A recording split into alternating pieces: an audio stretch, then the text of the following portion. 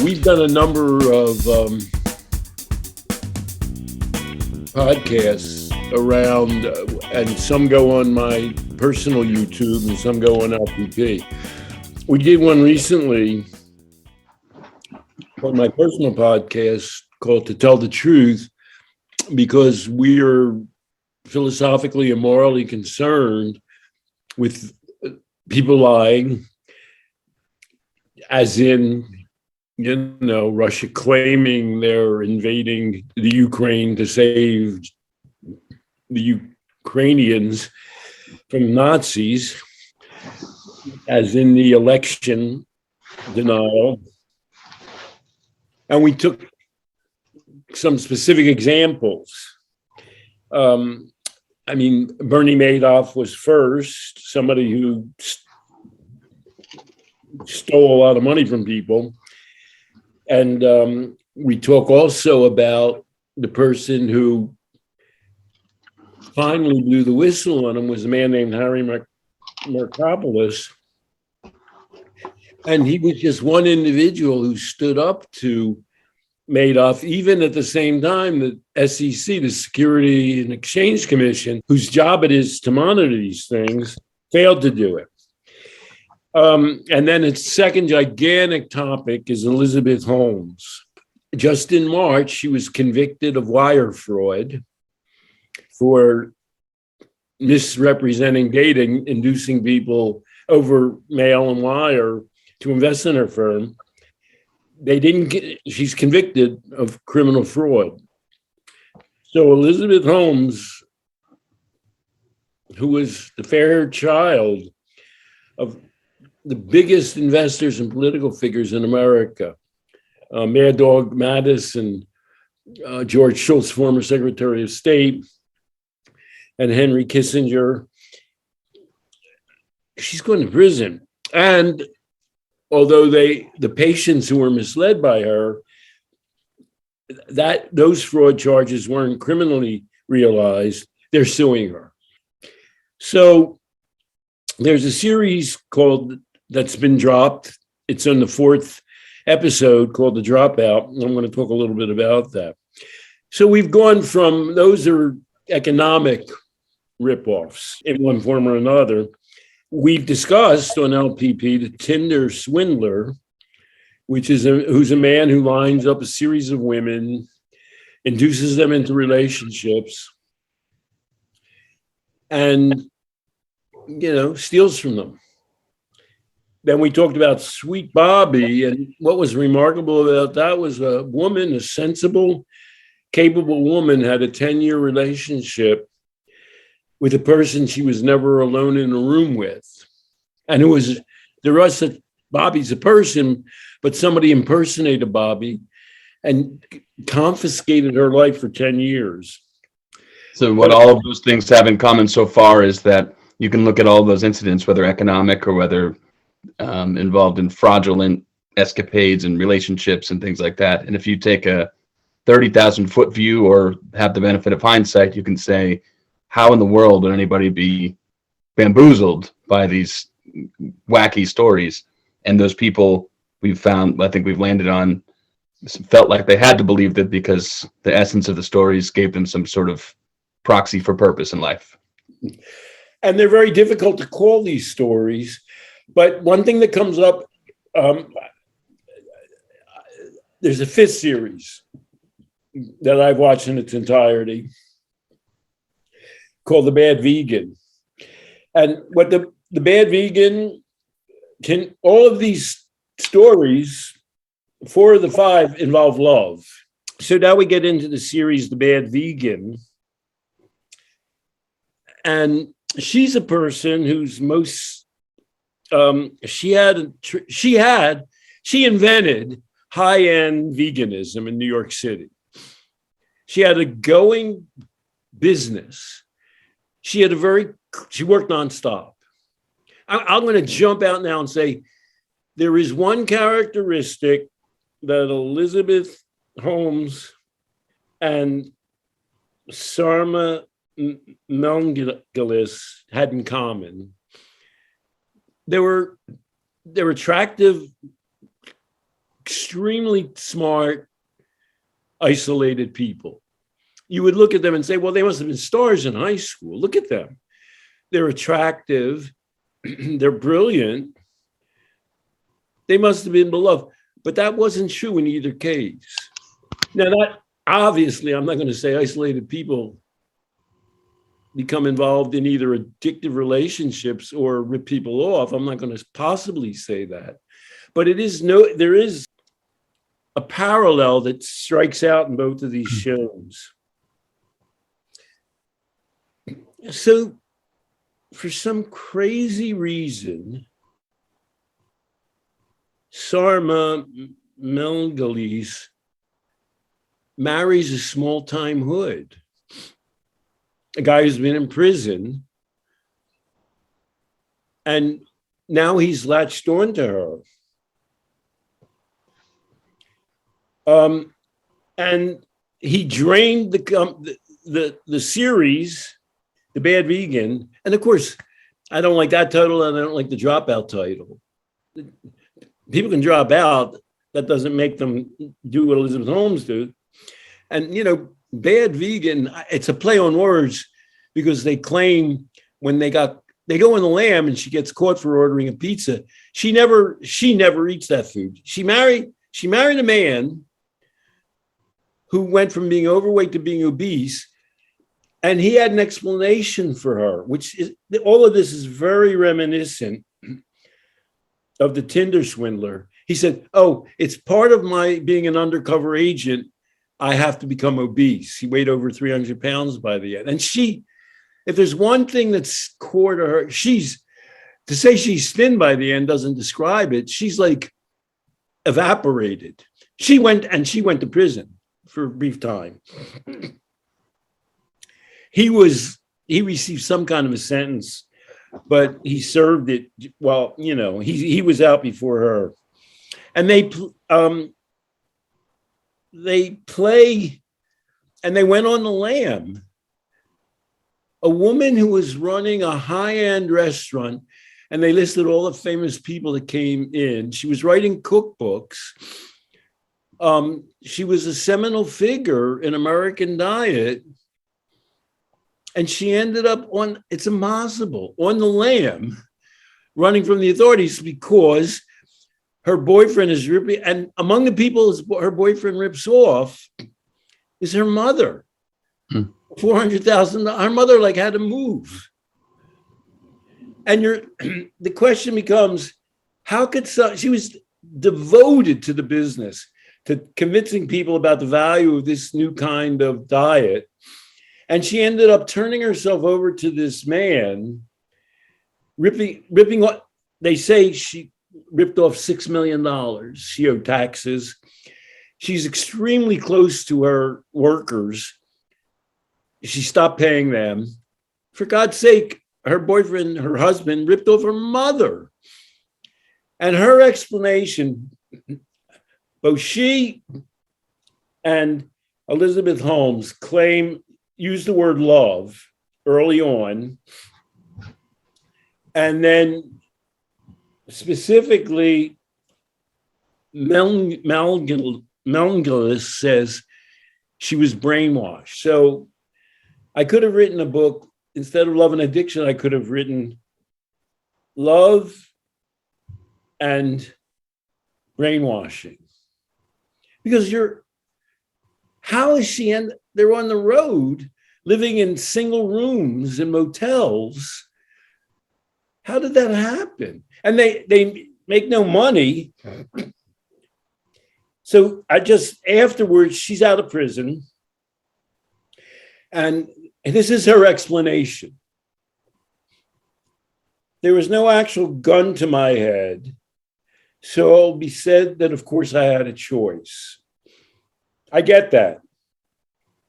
However, the response that I must be crazy and or stupid, and we did this, with the Sweet Bobby. How do we understand how a person does this? I'm not stupid and I'm not crazy. That's what she says. And I am humiliated and shamed by all the damage caused but I've been working to rebuild a strong foundation of self-reliance and self-awareness. Let's hope so. Obviously, I'd be reluctant to invest money in her. She now claims she got paid by Netflix. And you're not supposed to get paid for doing a documentary. And she claims that she used the money to pay back her employees. I don't know the truth of that. So I want to ask, based on these stories, I want to take up two topics that I think have a practical application. And one's a little bit mechanical. How not to be duped. What are banned signs if somebody you run into on the internet? And some of them are extremely obvious.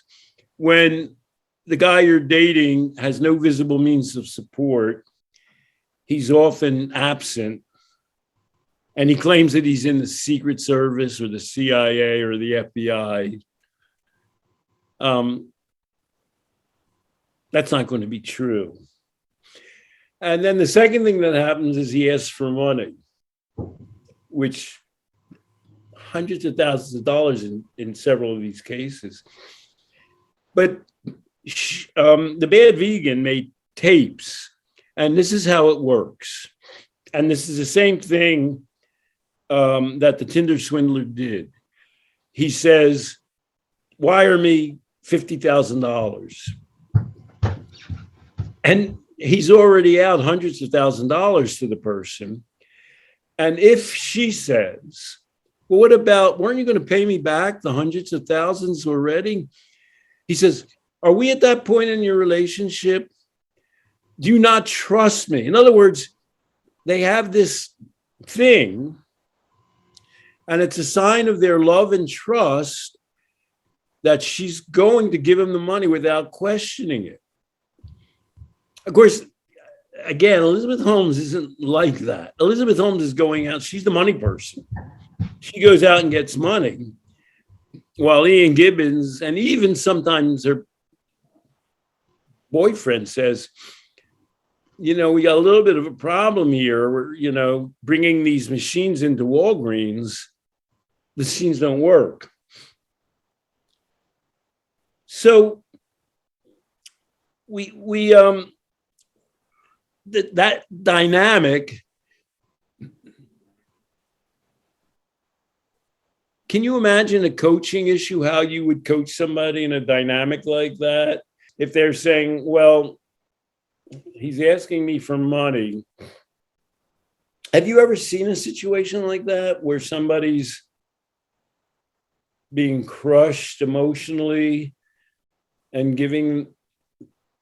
Well, we've certainly seen that where people are crushed emotionally and they're giving up important parts of themselves. That we've seen. How do you break out of that dynamic? Let's scale it down. Good idea. Something, if people don't know, I work with kids all the time. And now I work with pretty young kids at elementary school level. So I want to make an analogy. So you talked about the bad vegan, or any of those scenarios where love comes in, an idea of love comes into play. There's something more fundamental going on than, hey, stupid, can't you see he's ripping you off for money? Because the can't you see he's ripping you off for money, that I imagine is a fleeting thought in a person's mind. But why, the question is, why overlook it? Or why try to wrap that into a narrative that you need to away somehow. Right. And, you know, love, you can believe, and I believe it, is an essential feature of human life. So if there's an idea that this is love, and this is something you talk about in Love and Addiction in various places. If you think this weird relationship is love, or if you're missing some element of love in your life and you think this is the only shot you have at it, then you're going to think, well, I need to preserve this because love is essential. This is love. This must be preserved at all costs. Because this is getting down into the addiction part. Right. When people take heroin, they don't think this is their whole chance at life. And I do think this does relate back to the fact that she and Elizabeth Holmes were isolated people growing up. It's something they're grabbing onto. So I see this a lot in kids who are developing an identity because there's certain features of their lives too that they feel are essential. And sometimes adults look at things kids think are essential or want to be essential, and they think, well, that's just so trivial. And actually, one of my favorite colleagues is a school counselor who really takes seriously these like little things on the rumor mill with these fifth grade girls, and she every time someone gets their feelings hurt, she takes it very seriously. She takes it as though she talks to them as though it's just as existential as they're making it sound, because then she's able to reflect and say, are there other times in your life that you felt that this essential thing was going well? And tell me about that, and tell me your place in that, and what decisions did you make going up to it? And then on the other hand, are there other times in life where you feel like these essential things to you have been threatened? Or that have you ever seen this happen to a friend? And what would you tell a friend in your position? What do you think they should do? What I'm saying is sometimes you have to give people a way to look, on one hand, step out of themselves in this framework that they're in and think about truth in a different way. It's a softer way to do it because you can think about maybe how you would respond to others. And then also get back into yourself and say, hey, don't you remember the time you A, B, and C? Because you have the capacity to build up these things that you want. If that makes One of the things you would have done to the vegan is to say, tell me about why you were so concerned about getting people to eat this food. It saves the planet. Get her mind back in that division of her brain. And I can even imagine saying, she could respond and saying, a million things. It is important to me, and this is what love is, or this is a purpose, and then you could reflect some of the things that she told you. Oh, on the lamb stolen from your mother. Do you think that gives you a purpose? Do any of these things oppose your idea of what it means to be purposeful in life, and how so? Get her to articulate it herself. Now, another ingredient in all of this is that the guy isolates the person from their family and friends because he's stealing from her family. This petty criminal with the vegan, he kept up some kind of relationship with her mother and father. He was, they often have skills, petty hoodlum skills, or the swindler is so persuasive. And ironically, in the Elizabeth Holmes case, where she's not the victim, she has those skills too. They can bore into people and pull them towards them. That's a gift that they found they had, which they turn out to be using, in a non-productive way. And so obviously, anytime you're in a relationship where a person is intentionally cutting you off from your family and people that are close to you, obviously, to the extent that you want to be a helper, you want to keep those connections going, and you want that person, it's never this simple, but you want that person to say, what would your mother think about this? Have you spoken to your mother about this, or your sister, or whoever's really important to you? In the vegan, they interview, she's very close to her sister, and they interview her parents. And, you can't cast shade on anybody. You wonder, she's on the lam with a psychopath and nobody can get in touch with her. That's getting pretty close to, he could have murdered her. And you know what I mean? You're now in alarming territory. And that gets into a family systems realm. I mean, now, and really, we could extrapolate this to any sort of a problem. Somebody who's addicted to whatever, someone who has this relationship with heroin and feels like it gives them some sort of solace or relief or whatever it is that they can't get anywhere else. And now they've already isolated themselves because this doesn't jive with what their family's values are, their friends' values are. A person like that, I should know, could get into a position where they feel, well, I've sort of gotten myself in this hole and I don't want to talk to anybody. Where would I even start a conversation like that? So, you want to empower a person to be able to think about how you might reach out to their community, their circle of, social involvements, And on the other hand, if it's possible, you might try to get people who are associated with them to reach out to them in a way that extends an olive branch rather than has them recoil. And one of the things you would want to do with the person is to persuade them or make them aware that however bad things have gotten between them and the ones they care about, ignoring that is going to go and help further in the handbasket to hell. That getting it out somewhere on the surface is going to be their best way, if they're shamed and embarrassed, to address that shame and embarrassment. And of course, hopefully it would pull them back from the. Yeah, and I'll add one thing to that is that I've had success.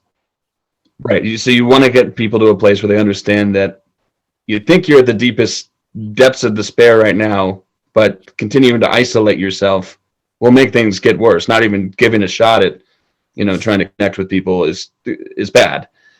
But then you want to offer some way to show, or for them to show themselves in some sort of good faith, that why don't you give it a try, stick your toe in the pool and watch that be successful. And it can be so minor. It can be sending a text to your mother or something like that, and watch something unfold that's positive or at least not horrible, so that they can get on track with actually making the connections. Yes. It's never as confronting something is never as bad as you imagine it to be, and as things are going to get to be if you don't confront them. This is a little bit of a sideline, but Steve Slate worked with a group of people and their clinical chief, and Steve Slate was a heroin guy. He went to rehab, and he told, this guy's famous, this clinical director, and I hired him for my place eventually, but I can't get into that too much. Mm-hmm. And he's not a panic guy. Steve Slate said, well, when I get out of here, I'm going to go back to heroin. And the guy said, and then he said something like, I don't know, why don't you try not doing heroin for a month? Just see what that feels like, kind of like an experiment. And, it's a reasonable request. Just try it. I'm not saying the heroin's bad or you'll be re-addicted. I'm just saying, you're open-minded. Steve Slate's a brilliant man. Let's do an experiment and just, tell me what it's like. And, it turned out to be better for Steve Slate than doing heroin, And you could have made any sort of discovery in that month, or even a week of trying for a month. I mean, he may have observed that there's a time and a place for heroin, and it's not all bad. Or he might have found that he could do it as long as he's open with other people or something. It just happened for him that not doing it. He's making it a variable that he's controlling in his life, which is hard. Right. If you're doing it less badly than you used to do it, that's a positive thing. So we're talking about, we're imagining having one of these people as a client, which is cheap thrills. I mean, we don't know what they went through. Can't prove that we would have been helpful, but people perhaps watching this will say, well, I got a friend in a situation somewhat like that. It's unlikely they're going to make a Netflix series or a HMO or a HBO series out of it. But, I know people like that. And so hopefully we can backtrack from that, both so that people can perhaps be more self-aware, but also that we can be helpers. So let me jump to another topic. And this is a topic we bring up in our book, Outgrowing Addiction. I bring it up in my book, Addiction Proof Your Child, values. And it's a touchy subject because, the vegan woman is saying, well, she's saying I'm not crazy and I'm not stupid. But she is violating her values. She's ripping off her mother. She's ripping off employees who came with her to set up a a top flight restaurant. And, they had to work everybody had to work really hard, and they were all committed because it's the kind of thing where they believed in the diet that she was presenting. And so we bring up values.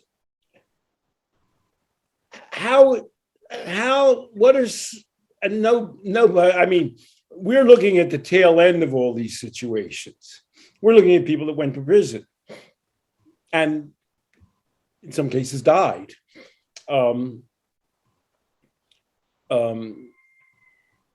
Like Ian Gibbons, although he's a total pawn. I mean, he got a job as a biochemist. What sorts of none of us wants our children to be on the lam being pursued by federal authorities with a guy who might do anything. How do you know what he's going to do with your child? And how do you raise a child in that manner? And I'm just going to throw something out here that every one of these things brings it to mind. One of the values that we talk about is the value towards money, which people are, sort of like, what are you, economic advisors or psychologists? The vegan was ripping off, they weren't paying their employees. She was ripping off her mother. She was ripping off investors like Elizabeth Holmes was. Elizabeth Holmes was burning through money. And the vegan, before they went on the lam, they would go to a hotel and they'd stay in the best hotel in Europe when they were going, because she's giving him hundreds of thousands of dollars and he's spending it. Understanding the value of money is a remarkably important ingredient to avoiding these things and other kinds of scams and addictions. You have to ask yourself, am I really going to spend this money gambling? People go in and they lose some money gambling, and some people say, that's it, I just can't do that. And some people don't say that. And when you frame that as an addiction, you say, well, they can't control themselves. But another way to think about it is, how important are these values? How important are the values to homes and to the vegan, not to rip people off.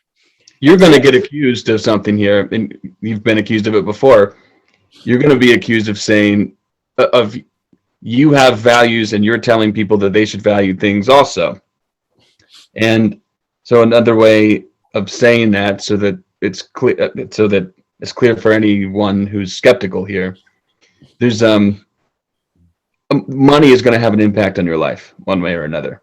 So I guess what you're saying is you have to consider the impact that your financials, money in general, is going to have on your life and also the lives of others. And then you can foresee the decisions you make.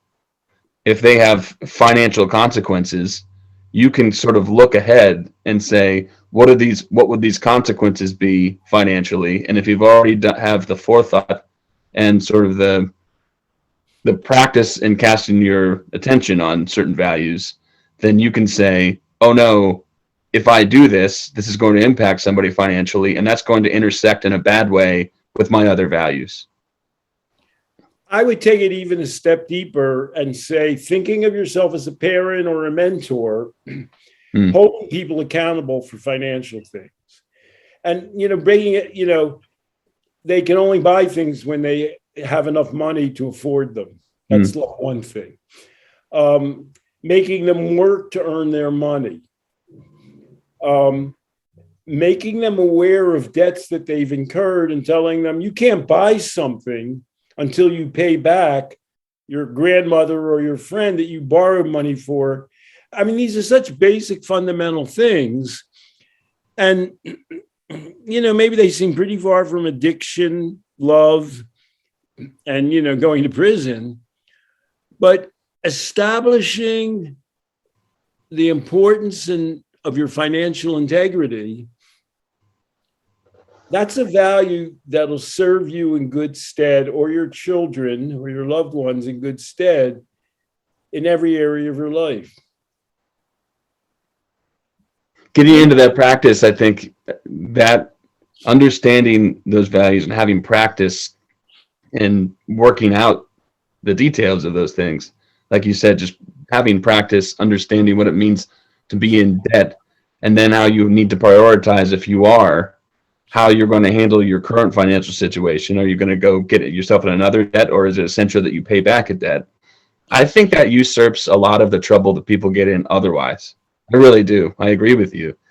It would have served me if I was looking back, and it does now, to, even if I was getting myself in tons of trouble in other areas of my life, if I had good practice managing my money, but not only managing my money, but seeing how my management of my money affects my life, then I probably could have really much quicker curbed my enthusiasm for heroin and the destruction that it caused in my life. It's almost as though your recovery was a recovery of balancing your budget. Yeah, in a lot of ways. With heroin, okay, but you went from, needing money and obtaining it in not entirely scrupulous ways to, making a living and realizing that you have to live within that. Right. And, it's a funny kind of, they actually have groups like that, Debtors Anonymous, they do have that. But we're saying that kind of, and you're an example of somebody who had an underlying sense of value. You didn't want to rip people off. You wanted to be fair. You wanted to have integrity.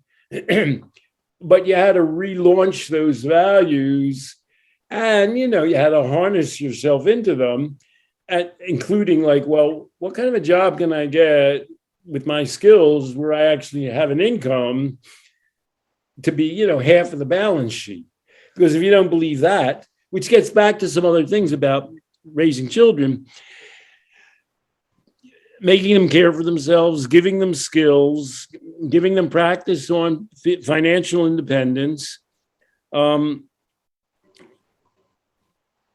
rewarding them when they come up with ideas for making money.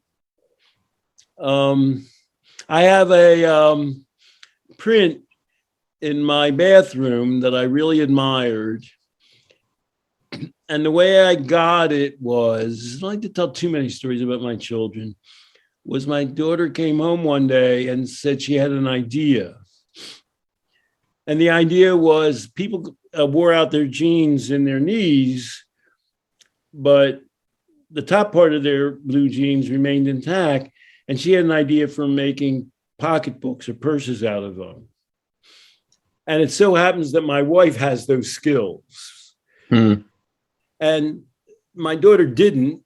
And my wife taught her how to make them. And she went in Morristown. There was a consignment house. And she started selling these jean pocketbooks in the consignment house. And then I said, I really admire that print, which I saw there. And she was able to trade off,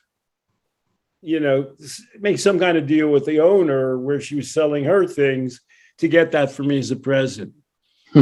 And, she went through all of this. She was still in school, in high school, for God's sake. And it was one of the times that I could look at all of my children and go without, I'm not going to say, oh, that's great. You did, but I would just look at them and say at her and said, you're going to be all right. She could put all of that together. And so, I don't know, maybe we didn't need her to pay the rent, so we weren't putting that much of a financial burden on her. But we were not only expecting her to pay her debts, but we were rewarding her for being creative in earning money and using her brains and creativity to do that. I'm going to tell you a very quick story, and we can wrap this up. I hadn't told you this before, but I told my wife, and then she said, well, you got to tell Stanton. He'll think it's funny. When you visited Vermont, when we met the first time in person, I drove you up to a bus station so that you and your grandson could take that bus home. And so it was like an hour or so drive to a different state to pick it up. You had bought us all dinner the night before. And so I thought, well, we're going to go to this place. Well, stop at a restaurant and I'll buy lunch for Stanton and his grandson. But we had ordered all this food, and I ordered drinks, and I reached into my pockets and realized I forgot my wallet. And actually, it was your grandson who said, "Well, who's paying for this one?" And I looked up, and he said, "You would just happen to say, well, I've got it." So I was already thinking I was never going to tell you. But a couple of years later, now I'm visiting New York, and you and I and a colleague and friend of ours, Sean, went out, and it was on my mind still. So I said, I'll pay for this one.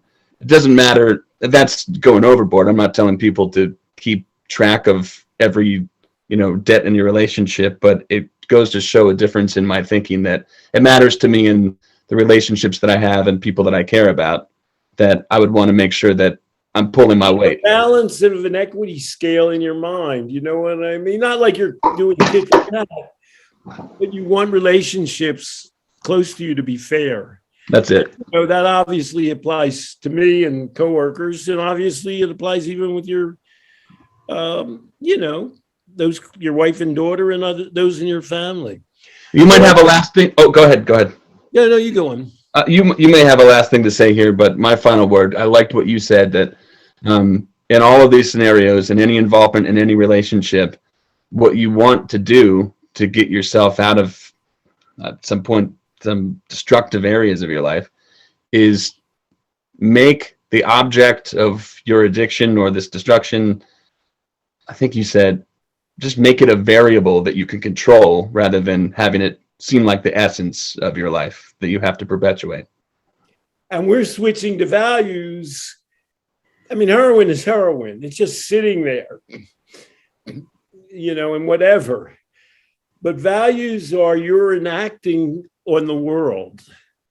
It's an active, it's not a passive relationship. It's something you should know, you can control a value-driven life. So what we've tried to do in our time today is to jump from, there's an incredible number of these cases on, people are fascinated by them. The Holmes case, the woman who ripped people off in New York, was that Listening to Amy? I don't know. They're all bestsellers, the Swindler one. So this vegan one I hadn't even known about, and I'm just watching it. There are all these cases that tie together intimacy, getting people believing lies, people perpetrating frauds, crime, and money. It's maybe I haven't been paying attention, but it's a constant flood of things that are coming across in the media. So we're trying to break it down to bankable, manageable items in terms of living your own life with integrity and possibly how it can impact rearing your children. We'll sign off on that. Thank you, Stanton.